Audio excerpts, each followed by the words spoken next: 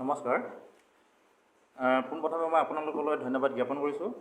আপোনালোকে আজি আমাক সময় দিলে আৰু আশা কৰিছোঁ আপোনালোকৰ যোগেদি আমাৰ বিষয়টো অসমৰ জনসাধাৰণ আৰু অসম চৰকাৰে গম পাব। এতিয়া আজি 3 তাৰিখ 3 নৱেম্বৰ। আজি আমাৰ এই সংবাদমেলখন দিয়াৰ এটা মূল কাৰণ হ'ল কি আমাক বিশেষ টেট অনুষ্ঠিত কৰি ৰিজাল্ট দিয়াৰ আজি সম্পূৰ্ণ এটা বছৰ পাৰ কৰিলোঁ, কিন্তু চৰকাৰৰ ফালৰ পৰা আমি আজিলৈ কোনো ধৰণৰ ইতিবাচক সঁহাৰি লাভ নকৰিলোঁ।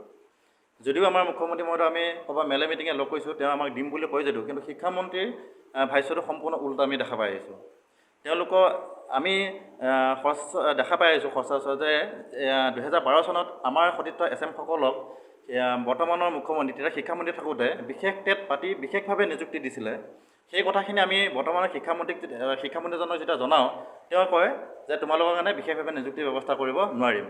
এতিয়া তেওঁ আমাৰ কাৰণে কিয় বিশেষভাৱে নিযুক্তি কৰিব নোৱাৰে, সেই কাৰণটো তেওঁ আমাক জনাব লাগে, সৰ্বসাধাৰণে জানিব লাগে। আৰু 2 নম্বৰতে কথা হ'ল CM ছাৰে আমি যেতিয়াই লগ কৰিছোঁ, এবাৰ আমি ফ্লাডৰ কাৰণে যেতিয়া ডনেশ্যন দিছিলোঁ ছাৰক, তেতিয়া ছাৰে কৈছিলে যে তোমালোকৰ পৰীক্ষাটো বহুত টাফ আহিছিলে আৰু তোমালোকৰ 600 কিমানজন আছে মই জানো, আৰু তোমালোকৰ কাৰণে মই এটা ব্যৱস্থা কৰিম। এতিয়া স্বয়ং মুখ্যমন্ত্ৰীজনে যেতিয়া আমাক দিম বুলি কয়, কিন্তু বৰ্তমান শিক্ষামন্ত্ৰীজনে নিদিওঁ বুলি কয়। আমি দেখিছোঁ যে অসম চৰকাৰৰ 2জন মন্ত্ৰীৰ মাজত কথাৰ কোনো মিল দেখা নাই। এতিয়া আমি জানিব বিচাৰিছোঁ তেওঁলোকে আমাক সঁচাকৈ নিযুক্তি দিব বিচাৰিছে নে নাই, নে আমাক এনেকৈ বঞ্চিত কৰি ৰাখিব। যদি নাই, কথাষাৰ আমাক মুকলিকৈ ক'ব লাগে আৰু জনাব লাগে। সেইখিনিকে ক'লোঁ। এইখিনিতে মই জনাওঁ আমাৰ কাৰ্যকৰী সভাপতি তয়পালী ছাৰ আছে, তেখেতে অলপ ক'ব, আৰু আমাৰ সদস্য বিটি কাকতি আছে, তেখেতে অলপ জনাব। মই আপোনালোকৰ কথাখিনি পাতনি দিলোঁ। বাকী তয়পালী ছাৰ। নমস্কাৰ।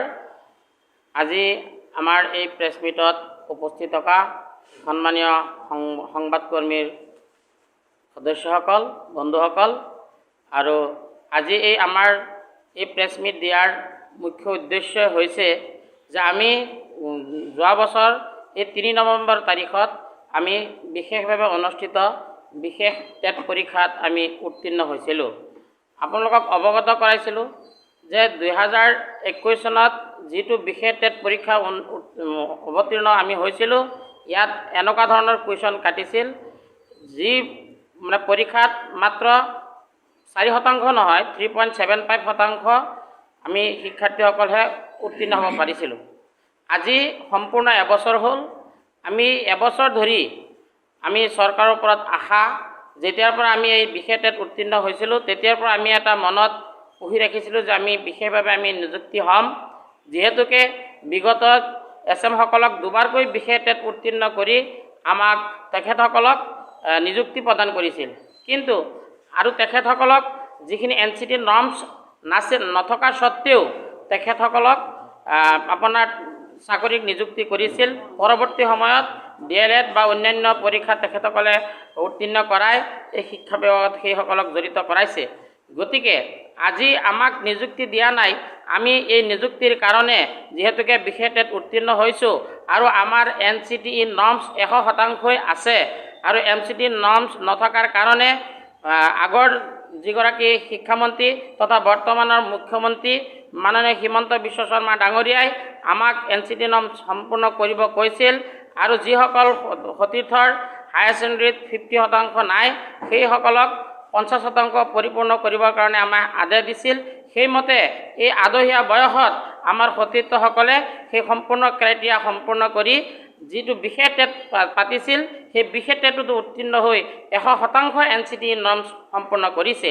আমাৰ নিযুক্তিৰ সন্দৰ্ভত আমি যেতিয়া মাননীয় শিক্ষামন্ত্ৰী মহোদয়ক বিভিন্ন ঠাইত আমি লগ কৰিছোঁ, আমি সচিবালয়তো লগ কৰিছোঁ, তেখেতৰ ব্যক্তিগত চেম্বাৰত আমি লগ কৰিছোঁ, কিন্তু তেখেতে কি কাৰণে কয় যে হাইকোৰ্টে কেৰেপকে চাই বা আমাক নিযুক্তি দিলে হাইকোৰ্ট হ'ব, ইয়াৰ অৰ্থ আমি বুজি নাপাওঁ। কিন্তু মুখ্যমন্ত্ৰী মহোদয়ক আমি যিকোনো ঠাইত যেতিয়া আমি লগ কৰিছোঁ, আমি সচিবালয়তো মুখ্যমন্ত্ৰী ডাঙৰীয়াক আমি লগ কৰিছোঁ, তেতিয়া তেখেতে আমাক নিযুক্তি দিম বুলি কৈ আছে, কিন্তু এতিয়ালৈ আমাক নিযুক্তি দিয়া নাই। গতিকে মুখ্যমন্ত্ৰী মহোদয়ক আমি কৰযোৰে আবেদন কৰিছোঁ আমাৰ এই বিশেষ টেট উত্তীৰ্ণ। নমস্কাৰ।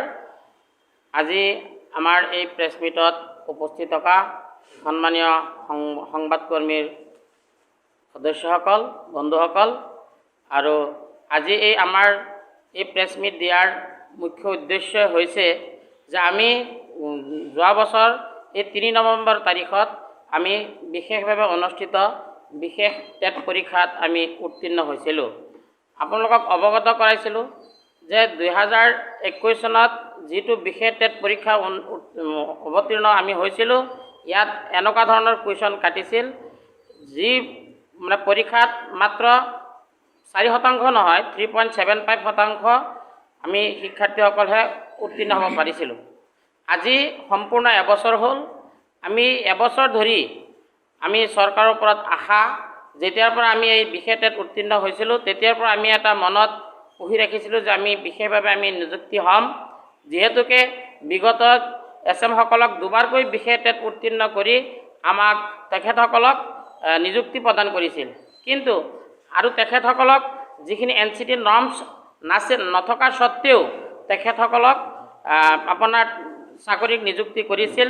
পৰৱৰ্তী সময়ত DLED বা অন্যান্য পৰীক্ষা তেখেতসকলে উত্তীৰ্ণ কৰাই এই শিক্ষা বিভাগত সেইসকলক জড়িত কৰাইছে। গতিকে আজি আমাক নিযুক্তি দিয়া নাই।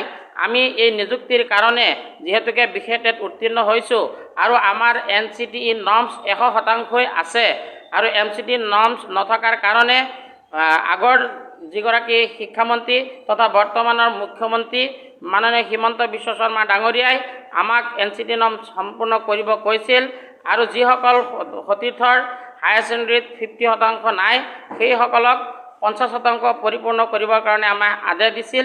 সেইমতে এই আদহীয়া বয়সত আমাৰ সতীৰ্থসকলে সেই সম্পূৰ্ণ ক্ৰাইটেৰিয়া সম্পূৰ্ণ কৰি যিটো বিশেষ টেট পাতিছিল সেই বিশেষ টেটতো উত্তীৰ্ণ হৈ 100% NCTE নৰ্মছ সম্পূৰ্ণ কৰিছে। আমাৰ নিযুক্তিৰ সন্দৰ্ভত আমি যেতিয়া মাননীয় শিক্ষামন্ত্ৰী মহোদয়ক বিভিন্ন ঠাইত আমি লগ কৰিছোঁ, আমি সচিবালয়তো লগ কৰিছোঁ, তেখেতৰ ব্যক্তিগত চেম্বাৰত আমি লগ কৰিছোঁ, কিন্তু তেখেতে কি কাৰণে কয় যে হাইকোৰ্টে কেৰেপকে চাই বা আমাক নিযুক্তি দিলে হাইকোৰ্ট হ'ব, ইয়াৰ অৰ্থ আমি বুজি নাপাওঁ। কিন্তু মুখ্যমন্ত্ৰী মহোদয়ক আমি যিকোনো ঠাইত যেতিয়া আমি লগ কৰিছোঁ, আমি সচিবালয়তো মুখ্যমন্ত্ৰী ডাঙৰীয়াক আমি লগ কৰিছোঁ, তেতিয়া তেখেতে আমাক নিযুক্তি দিম বুলি কৈ আছে, কিন্তু এতিয়ালৈ আমাক নিযুক্তি দিয়া নাই। গতিকে মুখ্যমন্ত্ৰী মহোদয়ক আমি কৰজোৰে আবেদন কৰিছোঁ, আমাৰ এই বিশেষ টেট উত্তীৰ্ণ আমি শিক্ষামন্ত্ৰী আমি চিনি নাপাওঁ, আমি একমাত্ৰ আপোনাকে চিনি পাওঁ। আৰু আপুনি আমাক কৈছিল যে তোমালোকে DLED সম্পূৰ্ণ কৰা, বিশেষ টেট উত্তীৰ্ণ হোৱা, আমাক নিযুক্তি দিব, কিন্তু আজি তাৰিখলৈ আমাক নিযুক্তি দিয়া নাই। তাৰ কাৰণে আমাৰ বিশেষ টেট উত্তীৰ্ণ 667 আজি এবছৰ সম্পূৰ্ণ কৰিলোঁ। এই এবছৰ সম্পূৰ্ণ হোৱাৰ কাৰণে আমি পুনৰ চৰকাৰক আমি অৱগত কৰাইছোঁ, আমি মুখ্যমন্ত্ৰী মহোদয়ক চিনি পাওঁ, অন্য কাকো চিনি নাপাওঁ।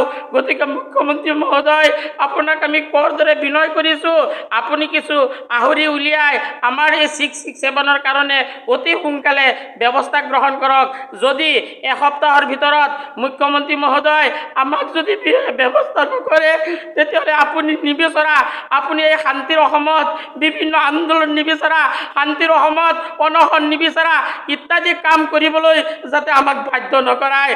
মাননীয় মুখ্যমন্ত্ৰী মহোদয়, আমাক বিশেষভাৱে যিহেতুকে টেট পাতিছে, এই বিশেষভাৱে আমাক নিযুক্তি দিয়ক, অন্যথাই আমি আন্দোলন অনশন আনকি আমি আত্মজাহ দিবৰ কাৰণে আমি বাধ্য হ'বলৈ প্ৰস্তুত হ'ম।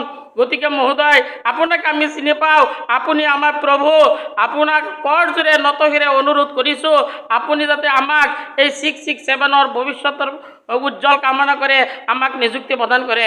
মাননীয় মুখ্যমন্ত্ৰী মহোদয়, আপুনি যেতিয়া শিক্ষামন্ত্ৰী আছিল, আপুনি নিশ্চয় অৱগত, যেতিয়া এই অসমত অন্ধকাৰে চানি ধৰিছিল শিক্ষা ব্যৱস্থাত, সেই শিক্ষা ব্যৱস্থাৰ আমি অন্তৰ্ভুক্তি হৈ আমাক যেতিয়া নিযুক্তি প্ৰদান কৰিছিল, আমাক মেধা সম্পন্ন হিচাপে নিযুক্তি কৰিছিল, প্ৰত্যেক জিলা উপায়ুক্ত মহোদয়ৰ হস্তক্ষেপত এটা বাছনি সমিতি নিৰ্ধাৰিত কৰিছিল আৰু এই বাছনি সমিতিয়ে SMC সকলে বাছনি কৰি দিয়া সেই শিক্ষাৰ্থীসকলক ইণ্টাৰভিউৰ জৰিয়তে মেধা ভিত্তিৰ জৰিয়তে আমাক নিযুক্তি দিছিল।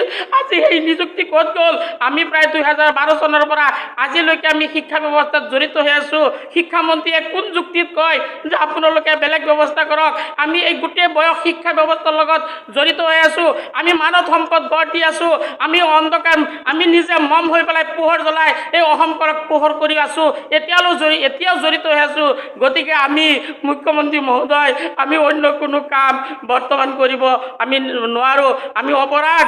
গতিকে আপোনাক অনুৰোধ জনাইছোঁ, এই শিক্ষা ব্যৱস্থা আমাকো সাঙুৰি লওক। যিদৰে SM সকলক দুবাৰকৈ বিশেষ টেট উত্তীৰ্ণ কৰি নিযুক্তি প্ৰদান কৰিছিল। গতিকে শিক্ষামন্ত্ৰী মহোদয়, আপোনাকে আমি বাৰম্বাৰ কৰজোৰি অনুৰোধ কৰিছোঁ, আপুনি আমাৰ এই 667ৰ কাৰণে কিবা এটা কৰি দেখুৱাওক মহোদয়। আমাক কৈছোঁ মহোদয়। নমস্কাৰ সংবাদকৰ্মী বন্ধুবৃন্দ, মোৰ সতীৰ্থ দুজন বন্ধুৱে ইতিমধ্যে কৈ গৈছে। আজি এই 3 নৱেম্বৰ তাৰিখে 2021 চনত আমি বিশেষ টেট উত্তীৰ্ণ হ'বলৈ সক্ষম হৈছিলোঁ। সেইদিনা ৰিজাল্ট পাওঁতে আমি ইমান আনন্দত আত্মহাৰা হৈ গৈছিলোঁ, কোনোদিন চাগে মই তেনেকুৱা সুখেই অনুভৱ কৰা নাছিলোঁ।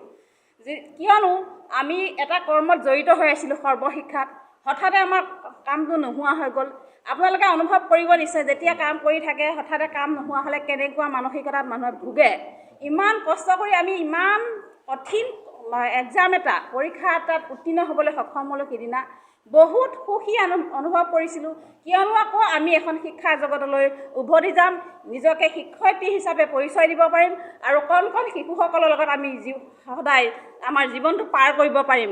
কিন্তু আমি তেতিয়া ভাবিছিলোঁ যে আমাৰ বিগতৰ শিক্ষামন্ত্ৰী মহোদয় বৰ্তমান যিহেতু মুখ্যমন্ত্ৰী হৈছে, গতিকে তেখেতে নিশ্চয় আমাক সঁহাৰি জনাব, কাৰণ তেখেতৰ অনুগ্ৰহতে বিশেষ টেট অনুষ্ঠিত হৈছিল। গতিকে আমি খুবেই আনন্দিত হৈছিলোঁ যে জেনেৰেল টেটৰ আগত আমাৰ ৰিজাল্ট ওলাইছিল। জেনেৰেল টেটৰ কেণ্ডিডেটৰ আগত আমাক তেখেতে সসন্মানে মাতি নি আমাক নিযুক্তি দিব বুলি আমি খুবেই আশা কৰিছিলোঁ। কিন্তু সেই কথা আমি ভবাৰ কথা কেতিয়াও সিদ্ধি নহ'ল। তেখেতে আমাৰ আওকাণ কৰিলে, পিঠি দিলে। তেখেতক আমি বহুবাৰ মিটিঙে লগ কৰিবলৈ চেষ্টা কৰিছিলোঁ। তেখেতে হ'ব আপোনালোকৰ কথা মই বুজি পাইছোঁ, আপোনালোকক যিকোনো প্ৰকাৰে কিবা এটা কৰিম, তেনেকৈয়ে সান্তনা দি আজি এবছৰ পাৰ কৰিলে। তেখেতে কয় ধৈৰ্য ধৰক। ধৈৰ্য আমি বহুত ধৰিছোঁ, কিন্তু আমাৰ বয়সতো ধৈৰ্য নধৰে। আমাৰ বয়স পাৰ হ'লে আমি কি কৰিম? তেখেতে সেইকণ কথা নিশ্চয় বুজিব লাগিছিল। আমিতো এতিয়া সৰু ল'ৰা ছোৱালী নহয়, আমাৰ এতিয়া বয়স পাৰ হওঁ অৱস্থা। এনে সময়ত আমি কি কৰোঁ আপোনালোকে ভাবকচোন নিশ্চয়।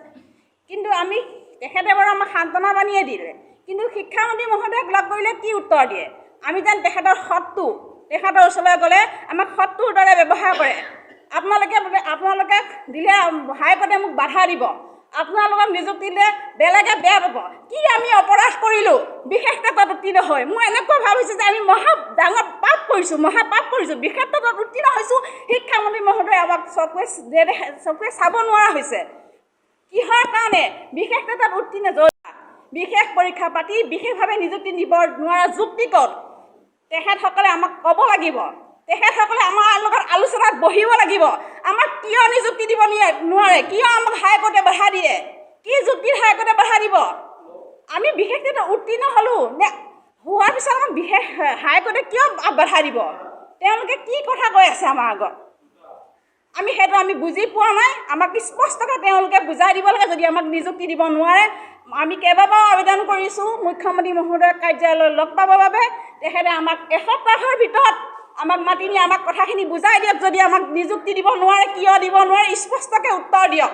আৰু আমাক এনেকৈ ভুৱা দি হ'ব কৈ আমাৰ জীৱনটো মাৰি নেপেলাব। আমাক কিবা এটা কৰিবলৈ জীয়াই থাকিবলৈ দিয়ক। আমি ইমান দিন কেনেদৰে জীয়াই আছোঁ তেখেতে অলপ অনুভৱ কৰক। আমি এতিয়া আমি উপায়হীন হৈ হাজিৰা কৰি চলি থাকিব লগা হৈছে।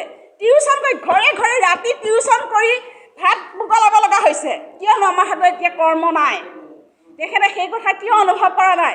তেখেতে দিম বুলি ভাবিলে আমাক এসপ্তাহৰ ভিতৰত নিযুক্তি দিব পাৰে, কিয় নোৱাৰে?